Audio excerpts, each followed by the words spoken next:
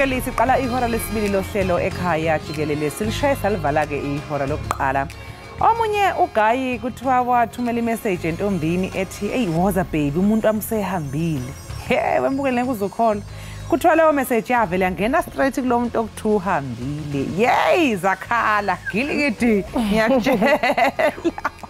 Ngathi yo hayi sana yazi hayi iphande hayi it's a lot yo Thixo wami ngeli gama lami ngonaxolwa kwaMwali uMatshingi ihloko nemhlophe eqwa intokazi yale ondini ngasisishaya umthetho sesifundazwe esidala sibankhulu ukuthi usahlanganyele kanye nathi la Ekhaya Jikelele sikuthembise nje ukuthi cha sisase nawe kuyozokushayeke ihora lesishagalolunye namhlanje kuseni enjalo kanye mamtshala uthethi buxoki imbukeli ngoku ke ewe singena kuyo iyure yesibini yenqubo ngaphambili ke kokuba sihlabele mgama kwiyure ngaphambili siye satsho mbukeli into yokuba umbutho wohulumente basemakhaya pha kwiphondo laKwaZulu-Natal ufuna kusekwe iinkundla ezikhethekileyo eza kujongana namatyala okubulawa kosopolitiki siye sathincokola kaloku naye ugqirha Sakhile Hatebe yamkelwe ke njengamaqhawe ke bafana kwisikhululo senqwelo moya iOR Tambo ngethuba ke igaleleka isuka eIvory Coast kwitumente yezizwe zaseAfrika untshu bafana kanti ke mbukeli nakule yure singena kuyo kuninzi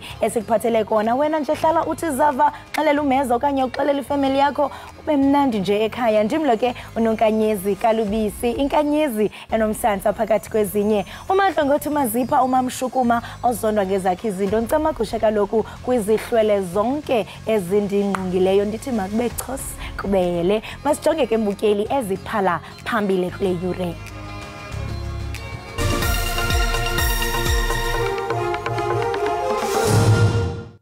Asimangali amaqembu anjengo-DA uma ehlasela iNSFAS ngoba yazi ukuthi yenye yezinto ezibaluleke kakhulu ezenziwe yi-ANC lezi. Undunankulu wasesifundazweni iWestern Cape ubuhlabe wabhlikiza umholi bukaMengameli uRamaphosa wathi maningi amaphutha enzekile ngaphansi kobuholi bakhe ubephendula ke ngenkulumo eyethulwa uMengameli eyibhekise ezweni. They are here.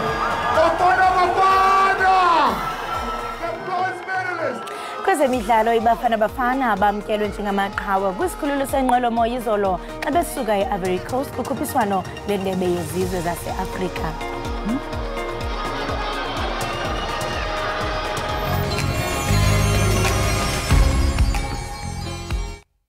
Undunankulu wase-Western Cape Allen Winde uthi kuningi okungamaphutha okwenziwe uhulumeni ngaphansi kwesandla sobuholi bukaMengameli uCyril Ramaphosa amalungu eqembu elibusayo eParliament athi kuningi okuhle okufanele kushaywe lihlombe. I-ACDP kanye ne-DA bakhwele badilika kuMengameli ngalokho abachaze njengokwehluleka kahulumeni we-ANC ezintweni ezingamaphuzu okuphatha kwezwe kanjalo nakulezo ezithinta udaba lwempi yakwa-Israel nePalestina. That's why I believe that this government and the international community can end the war in Gaza within 3 weeks to a month if they want to. They will have to do the following if they are serious about ending the war. Firstly, they should prevail on Hamas to release all remaining hostages hidden in their tunnels. A party called the ANC, who cannot keep the lights on, a party who cannot keep trains running, a party who cannot keep Transnet underpinning the economy, costing us R1 billion a day. This is a party of absolute failure. Ngakolunye uhlangothi amalungu e-ANC eParliament wona avikele ukusebenza kahulumeni achaza nangalokho osekwenziwe uhulumeni weqembu elibusayo eminyakeni engama-30 edlule. And one of our most notable milestones is that ngo-2010 sidlulisele iNSFAS kubafundi basemaTivet ibikade ingekho phambi kwalokho. Okunye sifuna ukusho ukuthi asimangali amaqembu anjengo-DA uma ehlasela iNSFAS ngoba yazi ukuthi yenye yezinto ezibaluleke kakhulu ezenziwe yi-ANC lezi. Umengameli wezwe uCyril Ramaphosa uzophendula ngalokho obeqophiswana ngakho kunkulumo mpikiswano ebihlaziya ngesimo senkulumo yakhe yesizwe ayethule ngesonto ledlule. Ngomgqibelo iqela eliphikelisayo iDemocratic Alliance liza kusinga kwizindlu zombuso ePitoli liyokunikezela ngoxwebhu lwezithembiso zolonyulo nanjengoko lujongwe kunyulo likazwelonke nolwamaphondo olulindwe ngabomvu. iDemocratic Alliance izobhekisa amabombo ezindlini zombuso ePitoli ngenjongo yokwethula umqulu wezethembiso zokhetho. Ukhetho lwalonyaka luthathwa njengolumqoka kakhulu emlandweni wezinketho kusukela ngo-1994. For the first time, the ANC will lose its majority in many provinces in the country. And for the first time, the DA has a pathway to now enter provincial and national government beyond the borders of the Western Cape. Iqembu iDA liphokophele ekugudluzeni iANC ezintambeni zombuso kanti futhi nomlayezo walo ucace bha. The union building is the seat of the presidency and the executive, and I think the reason the DA has chosen that is to prepare citizens and to boost their campaign that indeed we're having a rally where we're actually going to be doing our job as the next government. iDA inethemba lokuthi ukubambisana kwayo kanye namanye amaqembu kuzothela izithelo. This group of 11 parties have put in many long hours of work to forge the relationships that we need to form a new government. Leli qembu lizibophezele ekusebenzeni njengesikhondla se-multi-party charter nokuyisivumelwano sangaphambi ngokhetho samaqembu aphikisayo okuhloswe ngaso ukuketula iANC emandleni. Uphiko oluphenya amacala akhethekile luthi linenqubekela phambili eqinisekiseni ukuthi igilamkhuba zokuphangwa kwesikhwama seNational Lottery ziyagwetshwa. iSIU, amaHawks kanye neNPA bachazele amalungu eParliament ngophenya balwenzayo bathi baveza ukuthi abasebenzi kanye namalungu ebhodi aphambili baqola imali engaphezulu kwesigidigidi samarandi. iSIU ithi izokwethula umbiko wokuqala kumengameli ekupheleni kukaNdasa. Ibhunga laseThekwini lisikhabile isiphakamiso seDemocratic Alliance okuchitha ibhunga ukuze kubanjwe unyulo olutsha. ANC exhashwa okanye exhaswa ngamaqela amancinane fumane 128 evoti logama iDA fumane 75. Asibonga kakhulu sisemkhandlwini wedolobha leTheku lapho bekade kuvezwe khona emotion iqembu leDemocratic Alliance izama ukuthi iyenze ukuthi umkhandlu udissolve ngoba bekhala kakhulu ngezinto ezenzeka kulomkhandlu kanti sokhuluma nosomlomo walo masipala ozositshena kabanzi ngale motion. Kodwa ke thina njengehhovisi leka somlomo lokho ngikusho ukuthi kulomkhandlu wethu kunentando yeningi ngoba konke amakhansela nenhlangano zepolitiki zivumelekile ukuthi zilethe noma iziphi izethulo emkhandlwini. Kodwa futhi okwesibili lokho kuqinisekisa ukuthi umkhandlu wethu eminye imikhandlu eSouth Africa enozinzo. Ngakho ke okwesithathu kuyakhombisa futhi ukuthi sivuyelekile ngoba akuyona emotion yokuqala ukufika le. Akhona kafika phambilini ukuthi kususwe noma kukhishwe umhlolisho bomeya nawe savumela kwavota achithwa. Kodwa ke futhi sikholwa ukuthi njengehhovisi leka somlomo umsebenzi wethu kule council siwenza kahle. Asekho isidingo sokuthi umkhandlu uhlakazwe. Bekumsomlomo waseThekwini esixoxela ngabanzi ngodaba lokuthi bajabule kakhulu bengumasipala ukuthi bakwazile ukuthi bathola amavoti amaningi ukuvikela ukuthi kuhlakazwe umasipala waseThekwini. Asibisele izitambo ngakuwe studio. Abafana abayi12 basengqelene Eastern Cape basale bekhongathekile emva kokuthi behlaselwe bashawa ngamadoda amabili. Labafana bebebhukuda ngesikhathi behlaselwa yilabo abasolwa abalusayo kuleya ndawo. Sithanda ukuxwayisa ababukela beninhliziyo eyisheshe yazizwele ngalombiko olandelayo. Uhambo lwalamakhwenkwana ukuya kuqubha emlandeni njengesiqhelo emva kosuku olude etshiswa lilanga esikolweni luye lwajika lwayincindi yekhala. Azibhaqe engamaxhobo okubethwa ngabolusa ababini. Amanxeba amatsho okubethwa ngeentonga nezabhokhwe asabonakala emizimbeni. Kuye kwafuneka laliswe esibhedlele ngenxa yobuzaza bomonzakalo. Abazali bawo basothukile. Kwafika abesuthu ababini bababuza inkunzi yenkomo abayazi bona lenkomo bathi mabangene emanzini bayababetha ngokuba bafake emanzini then babakhuphe bambuza umntana uba iminyaka yakho mingaphi othe uyi-12 iminyaka yakhe ulaliswa phansi ubethwa imivimbo eyi-12 yemvubu apha ezimpundu. Babelimele bebethwe ezimpundu nasezifubeni nasezingcabeni ngemvubu.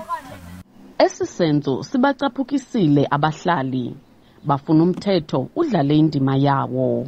Siyazikhathaze kakhulu msasazi ngoba abantwana bethu sibakhulisa ngebhola thina. Siyazikhathaze kakhulu xa ngaba abantwana bethu bekhathazwa ngabantu abahlukumezayo. Kuvulwe ityala lokubetha kwisikhululo samapolisa saseNgqeleni. Akukabanjwa mntu okwangoku kwaye uphando luyaqhuba. Kwindaba ze-SABC ndingufundiswa Mhlekude e-Extension 4 eNgqeleni. Abafundi be-Cape Peninsula University of Technology eBellville eKapa bathi ke kwanyanzeleka ukuba balale ngaphandle kwamasango esikolo nanjengoko bengenandawo yokuhlala. Iningi labafundi lithi lisitholile isikhala zokufunda kulonyaka kepha indawo yokuhlala ayibonwa. We don't have residents, we sleep in the streets. Yesterday they kicked us out at student center, they removed shelter for us. So now we are sleeping here. This thing has been going for like 2 days now. They closed the gates over the whole night, they just opened it now. We slept here. Now, as you can see, our beds. We're outside the gates and it's not safe here because now there are many, I would say, thugs that can rob us and take our laptops so that we can't study. And even the food that we eat is fast food because we don't have places to cook.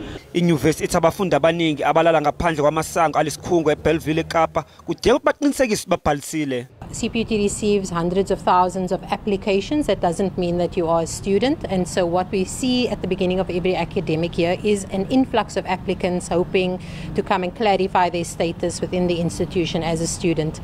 Abafundi isikhungweni saseKapa bathi nabo babhekene nenkinga efanayo.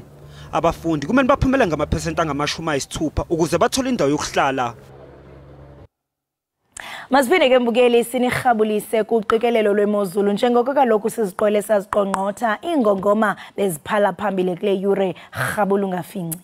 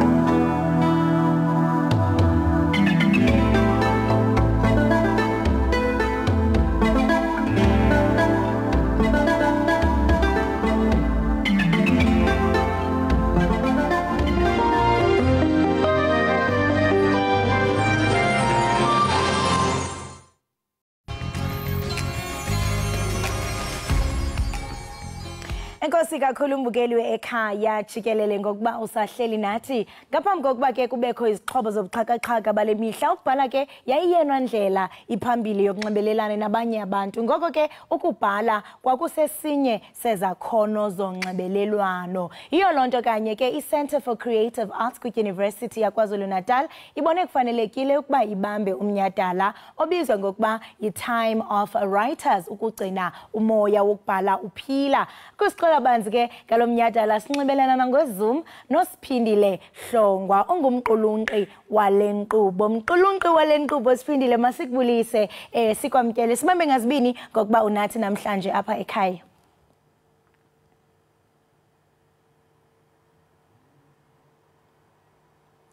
Siphindile uyandiva kwicala lakho? Ingathi ke mbukeli kukhona nje ungavani kwethu kakuhle kodwa ke masibhatala amatyala sawuzama nje ukulungisa qiniseka mbukeli into yokubana awukunqi.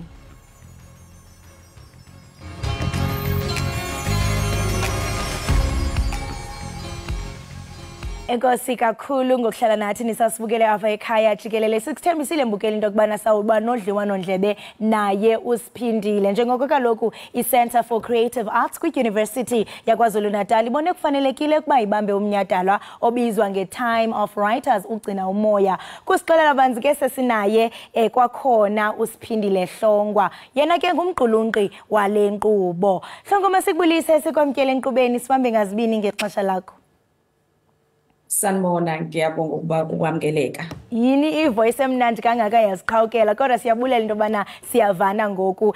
Kumnyhadalo womculo wena Siphindile siye sibone imvumi zabelana ngeqonga kusinwa kudedelwana kungenele kuphumele. Ingaba yintoni eyona nto eyenziwayo kwi-Writers Festival? I-Writers Festival sekunyaka wesi-27 yenzeka lapha edolophini laseThekwini. La siba khona nababhali nabathandi bokufunda nokubhala abahlangana ndawonye bazocobelelana ulwazi kubuke nezincwadi abazibhalile kuqhakambiswe nje imisebenzi emihle abayenzile ukwakha isizwe esihlala kuwo. Wow, ungaqhubeka sisi? Yeah.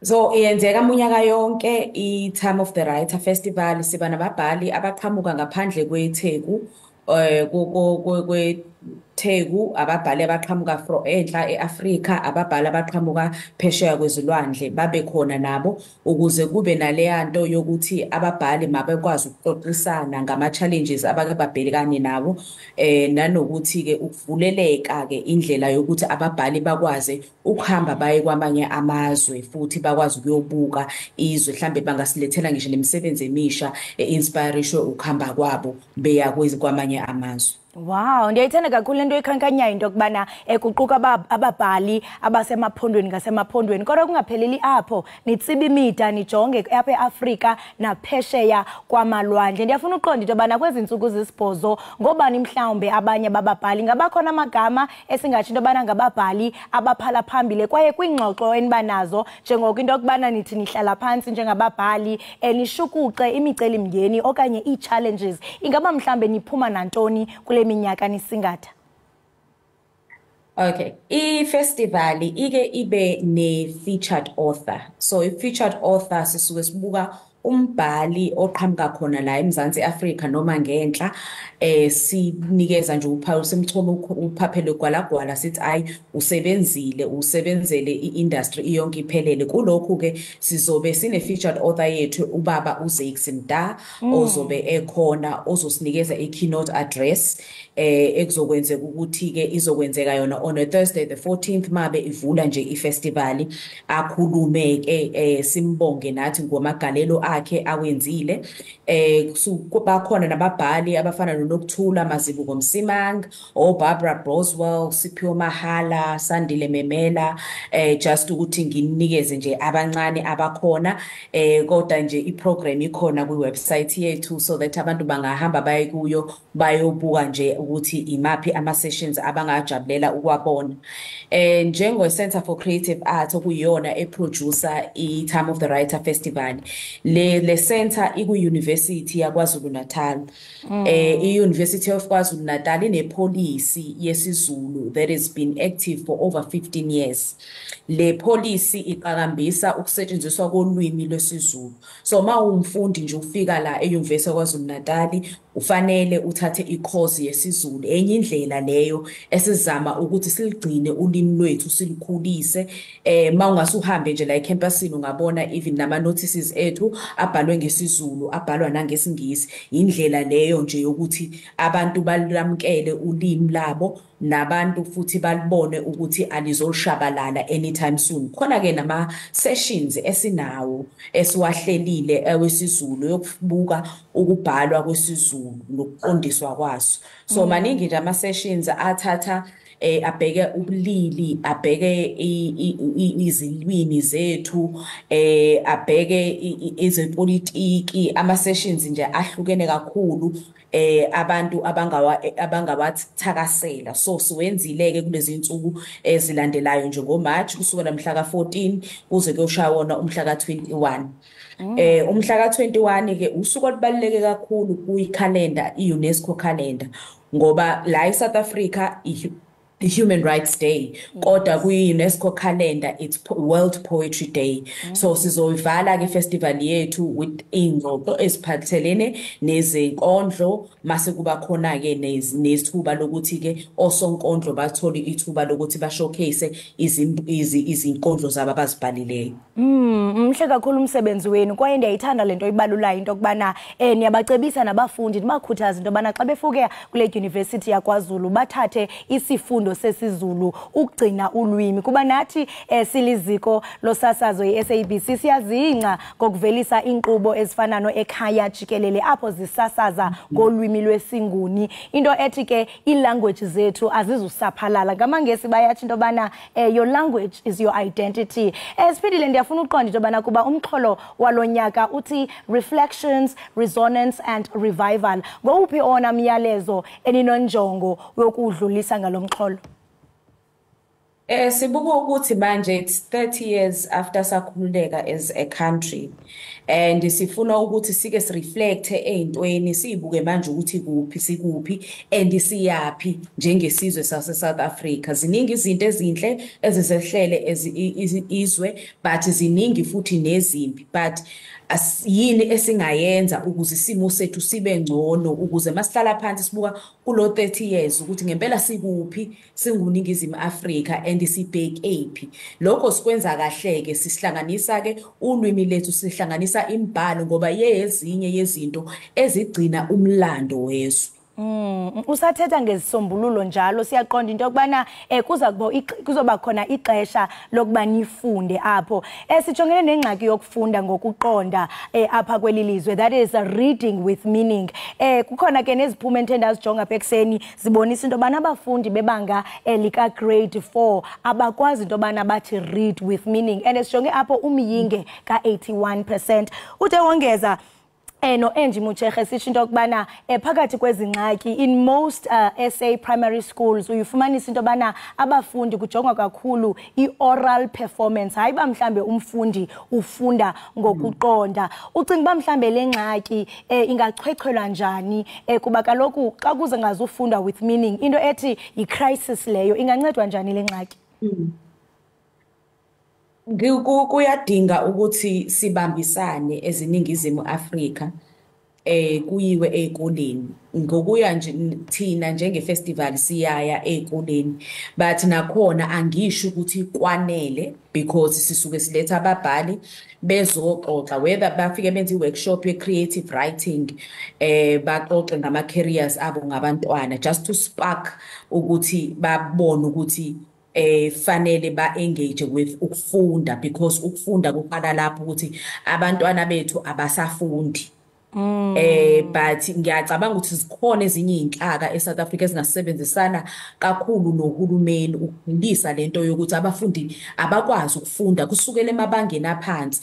Njalo ngishilo nje ukuthi sikhona lana kuyiprogram yethu kukhona umama uNokthula Mazube Msimanga okuyena obhala kakhulu ebhalela abantwana ukuthi ababizwe bonke laba bantu kuhlanganelwe ukuze kube netara project ekhona ezikoleni ukuthi abafundi mabafundiswe besasuka phansi. It's ukuthi mawubheka kwezinye izizwe ufice ingane yakhona ayidlali ngefoni idlala ngencwadi ifunda incwadi but thina angazi sinjani sivele sijabulela ukuthi ingane yethu ikwazi ukucofa ifoni yethu kodwa ayikwazi ukuthi ihlale phansi nebhuku ilifunde. So ilezi zinto ezincane abazali fanele ba introduce emakhaya ukuthi mangabuye emall nengane idlula lapha yana esitolo sezincwadi uyibona ukuthi interact kanjani nencwadi uyithengele incwadi ukuze uyifundise ukuthi fanele ihlale ulwazi layo ilirenewe njalo ngokufunda incwadi. So amanye ama initiatives lawa angenziwa ngempela ngoba bakhona futhi abakuma communities abavula ama libraries njengo siyafunda donate a book abahamba kuma communities la semakhaya bambo donate incwadi ukuze bakwazi ukuthi abantwana bafunde. Enye into ebuyishaye lokho ukuthi izincwadi azikho. Mangabe uya ema libraries ufika ama library incwadi abantwana abanazo incwadi abathi mabeyifunda ba connect nazo izitori abazibonayo. So inalokho ukuthi ke ama libraries ethu akekho equipped enough ukuthi abantwana bethu bakwazi uku-engage with the content ephakathi. Ngisiphendule balula umba wokubana mhlambe kwamanye amazwe uyafumanisa into bana abantwana bajonge incwadi kodwa apha eMzantsi Afrika kuvame into okubana basezifonini sentsho sikwazi into bana sibalekele into okubana ngoku sikwelinye ilizwe apho izinto ziqhubeka efonini bathi yi4IR. Ingaba mhlambe kwinkqubo zenu niyakwazi into okubana nizise uncwadi ezifonini apho umntwana mhlambe ezawukwazi into bana afumane incwadi efonini akwazi ukuqhuba ngalento nakubeni esebenzisa ifoni. Sisathetha ngezinto zika online kananjalo siye seva wena into okubana kukho inkqubo eyakuqhubeka na online. Ingaba mhlambe abantu abafuna ukuthatha inxaxheba kodwa bengakwazi ukufika bona bezawuthi online izawuqhuba njani? Ngiyavumela nawo sisi indaba ye 4IR ngiyavumelana nayo ukuthi emafonini but mangabe nawe ubhekisisa isikhathi esiningi abantwana besibanikezela ukuthi badlala ama games. Asibanikezeli ukuthi si-download incwadi abangakwazi ukuthi bazifunde badlala ama games noma babuka opopayi. So iyona into ukuthi fanele kube nalowo ma apps umzali fanele azikhandle yena futhi ukuthi umntwana mawukuthi engage kakhulu nefoni faka leyo app ukuze umntwana akwazi uku-engage. Yes, ama sessions sinawo azoba online because lento iqale ngo-2020 during i-COVID. I think it was a night before a Sunday. Monday izoqala i-festival upresident wa-announce ukuthi i-country iyavala on a Wednesday and thina besivele sesinayo i-program yokuba live. Kwafanele ukuthi ke si-adjust i-program ingene ke online for abantu ukuthi bakwazi ukuthi bayibone. And leyo yasesenza inqophamlando eSouth Africa sabe ifestival yokuqala yokuthi ibe on an online platform. Lokho kwasenza sajabula sabona ukuthi cha singabantu abanoguquko abahamba ngesikhathi abaguquka ngesikhathi isikhathi masishintsha nathi siyashintsha naso. Ama sessions ethu akhona ke online even though sesikhona live because siyazama ukuthi si ama audiences ethu siwabuild up kusuka ku-2020 kuya ku-2022 ukuthi singawashiyi nje endleleni but asiyenze indlela ukuthi bakwazi ukusilandela kwi-festival. Lokho nje kusinikeze into enkulu ngoba ama programs ethu akathanyelwa abantu abala eSouth Africa kuphela nabangaphesheya kwezilando bayakwazi ukuthi bayithamele ama sessions bakwazi no contributor to ama sessions asuke ekhona. So akhona ke ama sessions ethu azoqala nje on the Friday ngo-12 emini njalo every day kukhona nje ama sessions azobe online. I-program yethu isikhona iyatholakala on our website. Yeah, amazing. Ndifunde ukuba lo mnyadala wena siphindile ngumsitho wokubhiyozelwa kwe-diversity ne-inclusivity ukwabeka i-spotlight ekubhaleni ngolwimi lwesiZulu. Ndiyafuna uqonda mhlawumbe into yobana injani i-response kubabhali besiZulu kodwa hayi kubo kuphela kodwa njengokutshila into yokubana beniqhuba iminyaka 27 nifanele nalingana noTinswalo. Ndiyafuna uqonda into yobana kubantu abafikayo bakwazi into yokubana bathamele iminyadelo efana nalena zintoni bona abazuzayo because kubhlungu kakhulu kubane kusithiwa no i-English yi-measure of intelligence kodwa naku nina nifundisa isiZulu. Ndiyafuna ukufumanisa nokuba abantu abarhabule bafince bona bathini. Bayakuthakasela kakhulu ukuthi sizofaka nje ngokugqamile because ngingasho ukuthi siqale in the recent years ukufaka isiZulu but ngokugqamile siede kakhulu icomponent yayo. Uqale kakhulu ngoba kuleminyaka nje esikuyona right now ye time of the writer saletha ke manje ama sessions lawo esiZulu because besithola ukuthi in the previous years besiba ne session ekhuluma ngesizulu kodwa ibe ixoxwa ngesiNgisi. Qaba nje ukuthi no man it's a contradiction. Asingakwenzi lokho mangabe kuyisession ekhuluma ngolimi lwethu mayenziwe ngolimi lwethu. So sisebenza kakhulu ke ne department yesiZulu eUniversity yaKwaZulu Natal with udokotela uPhindi Dlamini okuyena ongamele ema sessions wonke esiZulu nokuthi ke sihlanganise no Professor Hlongwa nabo ababhali nje abasemnkatshubovu besiZulu baba khona babe ingxenye yalezi ingxoxo ezimayelana nokubhala kwesiZulu nokuqondiswa kwaso ukuze singashabalali. Siyafisa ukuthi singagcini ngesizulu ngoba nakho sise KZN but sikwazi ukuthi sisebenzise le template kwamanye ama languages and slowly siwasondeze amanguni languages ukuthi aze impela sizoqoqa udaba lwethu nokuthi sithuthukisa kanjani sisizwe esimnyama.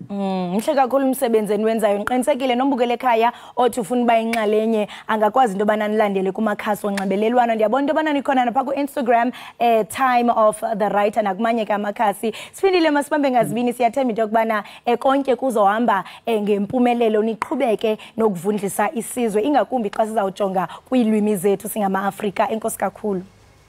Sibonge kakhulu nathi. Right imbukeli Ekhaya Jikelele lo besetha naye nguSiphindile Hlongwa ongumqulunqi ke kumnyhadala wababhalo zakubanjelwa pha eUKZN. Masiqhubeke sibhatala amatyala qiniseka ugungqe sabukele Ekhaya Jikelele.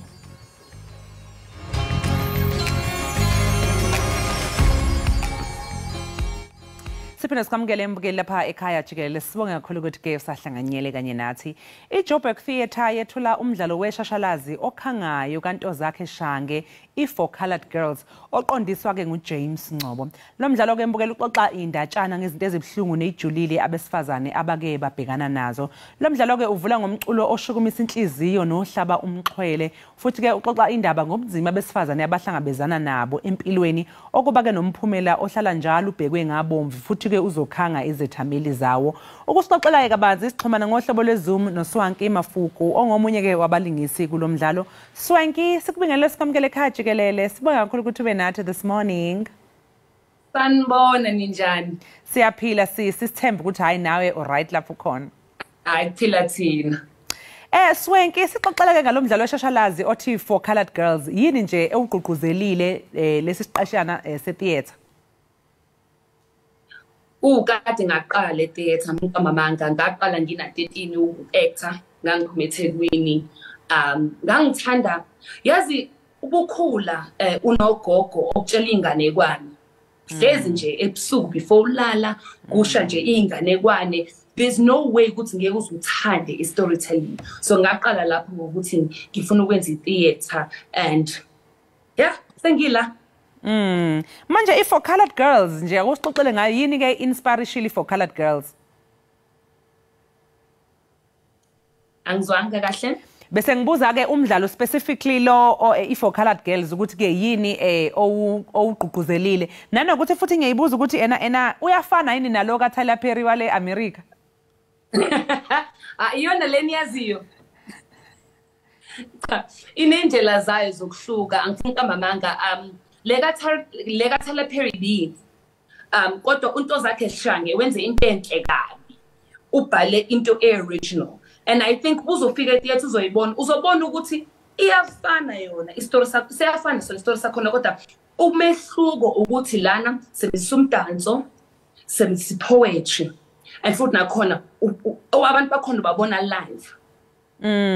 Nanokuthi ngiyabona njengoba lokho sixoxa nje lokho ngibona iclip leyana ngiyabona ukuthi hayi baningi abantu awusitshele ngabalingisi abakhona ke kuyo le theatre play ngiyabonga impela ukuthi hayi kunobuso umuntu abujwayele.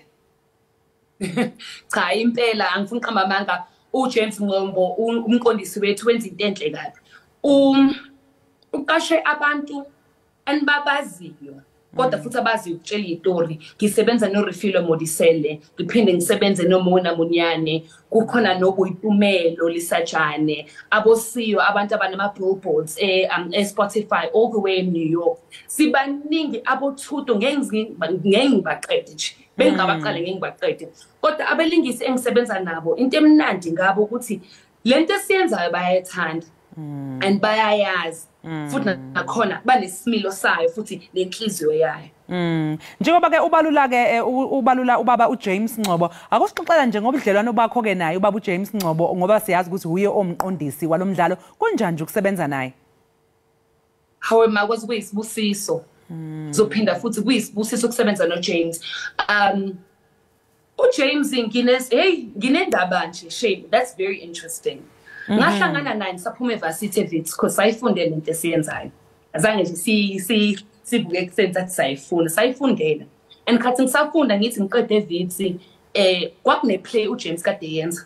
Sahlala silathi bayazi after ama play abantu bayakhuluma bayaxoxa wena abangani. Waze wathi kumina one day ngizokufonela. Khona usisi wami ongasekho emhlabeni kuthiwa uBusi Lubayi. Onama-sefta awu-5, I mean, bungamgooglish ningamazi. Uyena wangihlanganisa noJames. And ever since that day, uJames wathi kumina sebenze. Kwafika le play ngathi mina awuyona-ke uNkulunkulu bungifuna kuyona. Manje Swenki awungitshele nje ukuthi ke ngalomdlalo lo yini onethemba lokuthi abalaleli nababukeli bazoyifunda kuwo ke lomdlalo, yimophi nje umyalezo othemba ukuthi ufuna ukuthumela ebantwini nasezithamelini keza lomdlalo? Yazi angeke ngisho ukuthi khona umyalezo ophuma kumina ngqo njengoSwanki. Into engizoyisho ukuthi umbhali wabhala into enhle. And ngiyacabanga nje ngoba manje kuNingizimu Afrika celebrate 30 years of democracy oqala. Besilwela amalungelo abantu besifazane. Ngifisa ukuthi abantu abazophuma khona babe nengqondo entsha ngamalungelo aqondene nabantu besifazane. Babe nengqondo entsha ngeNingizimu Afrika nalamele siye khona. Babe futhi bacabanga izinto kabusha. Kumnandi ukuthi umuntu ahlale phansi abe nehora ukuthi avele abone ukuthi impilo yenjani, abuyele endlini ayicabange. So isifiso sami ukuthi ngaba abantu bangene mhlambe nomqondo omunye bephume awusebecabange into entsha. Njengoba usho ke nawe ukuthi lapha yana cha niphethe impela abalingisi ke asebemkantshubovu abakwazi ukuthi bayixoxe indaba njengoba nawe usho. Awusitshela nje ukuthi uma ngabe mhlambe kuzoba nomdlalo wetheater ofana nalona, niyeni bathole kanjani abalingisi mhlawumbe inhlolo khona zenziwa kanjani, kuba khona ama auditions noma mhlawumbe niyaba spotter abanye uthola ukuthi ngoba ngiyazi ukuthi khona abalingisi bahambe bafike kuleli izinga lokuthi bona cha basa audition sebeyafonelwa batshela ukuthi listen, I've got a role that would be perfect for. So nina kule play yenu nibathole kanjani abalingisi benu? Sesingabuza babungo. Kodwa angazi usithole kanjani, angazi usigubhephi. Kodwa I mean kuhlezi kukhona ama auditions la eSouth Africa. Nami njengomuntu enimbonayo ku TV ngisa audition. And I think into abantu abangayazi leyo babuye bacabanga ukuthi mhlambe ufika kwizinga kwi-career yakho la kuvele ubizwe khona kuphela, cha siya audition ngoba umqondisi ngeke azamthola umuntu amfunayo without having seen everyone. And I think into enziwe uJames ngihlangene nabantu engingafunda nabo khathi ngo-auditiona, ngihlangane nabantu engakasebenza nabo, ngihlangane nabantu engabazi in the audition because umqondisi uhlezi amele ebe neso lokuthola nje italent elisha. Hayi ke for colored girls ke sitshele nje ukuthi ke inini idlala kuphi njalo njalo mhlambe nezikhathi zakhona. Hayi ke siyaqala ngomhla ka-16 wa February o Friday loyo. Siphinde siyoqeda ngomhla ka-3. Siningi isikhathi ukuthi sibhekele play. If ungempela inhliziyo yakho ifuna ukuthi uze, I think you must just wenza isikhathi. From weekdays, we've got school plays because it is a set text in South Africa, which is very important. Okwesibili, dambama mhlambe ukuthi uyasebenza e-ofisini noma ushayisa late. Kusanesikhathi ukuthi uphinde ufike ngo-7 qala ngo-7 ebusuku. Laba abangena esikoleni ngithi bemele balale early, so nje ngo-11 nabo bayaqala.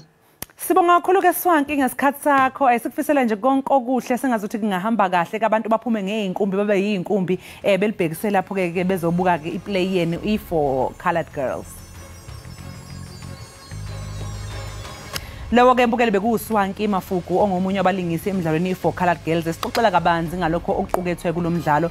Lo mdlalo kuzokwethulwa eJoburg Theatre mhla zi-15 kanti ke uzophela mhla zi-24 kuNdasa. Njengamanje ngembukeli ake singene ke ihoreni lethu lokugcina.